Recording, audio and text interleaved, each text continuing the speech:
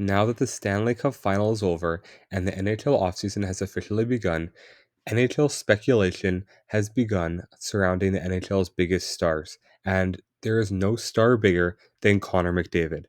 And with McDavid, he has 1 year left on his contract with the Edmonton Oilers, and there has been a lot of speculation over the past couple of seasons whether he will re-sign in Edmonton or seek a trade throughout this next season or walk away in free agency in 2026.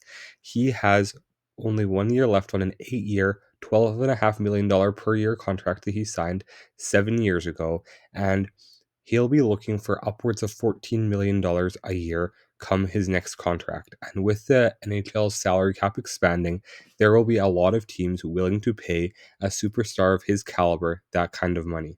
And Edmonton obviously has first dibs, and they have a chance to re-sign him starting July 1st of this year in 2025 and have a whole year to re-sign him before they release him to free agency July 1st of 2026.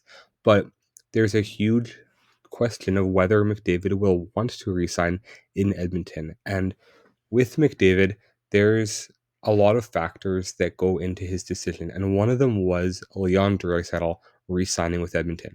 Draisaitl had only 1 year on his contract, similar to McDavid's situation now last offseason, and he was able to re-sign with the Edmonton Oilers. And now McDavid is guaranteed that if he signs a similar length of contract, that he will be able to play out that contract with Leon Draisaitl, his running mate, and arguably a top three player in the NHL.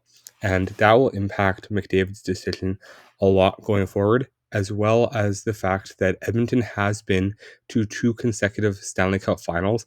And if they can make some adjustments to their team, this is a team that can obviously go back to the Stanley Cup finals.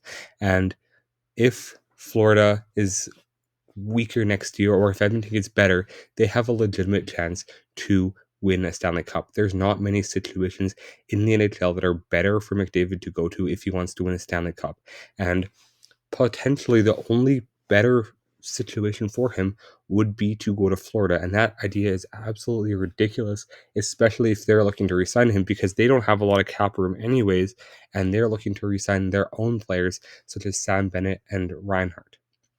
And with McDavid, it's a question of whether he wants to cement his legacy in Edmonton and win a cup in the with the team that drafted him, or if he wants to just go to a situation which feels better. And either way, there could be criticism that comes along with it for his legacy. But if he stays with Edmonton and wins a cup for Edmonton and is a part of the team that breaks Canada's Stanley Cup drought of now 33 years, he could be looked at as a top five player of all time and potentially even in the top three and GOAT conversation.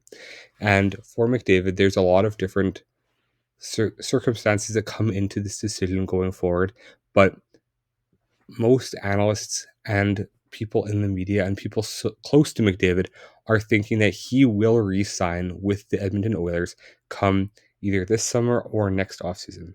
Let me know what you think in the comment section below, and make sure to specify the years and money that he will get on his next contract.